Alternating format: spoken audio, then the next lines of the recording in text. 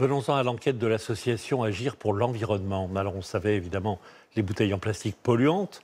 On ignorait qu'elles pouvaient être toxiques. Alors rien d'alarmant. Ce sont d'infimes particules de plastique que l'on retrouve dans les boissons et les sodas en particulier. À la longue, ça pourrait quand même être dangereux.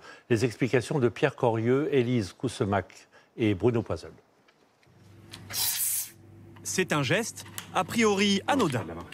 Ouvrir une bouteille de soda. Et pourtant, plus on répète ce geste, plus on retrouve de micro- et nanoparticules de plastique dans la boisson. Et du plastique, ça se diffuse dans les boissons, je pense. Même ça marche dans l'eau aussi. Et ça vous inquiète? Un petit peu, mais qu'est-ce que vous voulez que j'y fasse? Ça m'étonne pas vraiment dans les bouteilles en plastique, que ce soit de l'eau, les sodas. On sait qu'il y a du microplastique partout maintenant. Ça m'inquiète fortement parce que on dit que c'est des choses qui restent dans le corps. C'est inquiétant pour la santé publique de nos enfants. Selon une étude de l'association Agir pour l'environnement, le problème vient du frottement répété du bouchon avec la bouteille. Après 20 ouvertures, 62 microparticules pour 1 litre de soda ont été relevées. Toujours selon l'association, les fabricants de soda ne déclarent que 2 sortes de plastique en contact avec le liquide.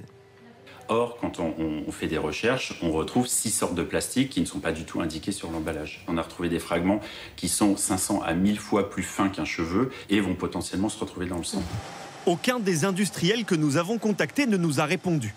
Mais rien ne les oblige à rechercher ces microplastiques dans leurs boissons. Est-ce dangereux pour notre santé? Pour le moment, aucune étude ne l'a démontré. Mais plusieurs données montrent que le fait d'ingérer ces microplastiques présente des risques sur le long terme. Et les risques, c'est au niveau de l'intestin, du coup, que ça passe la paroi intestinale, du coup, les muqueuses.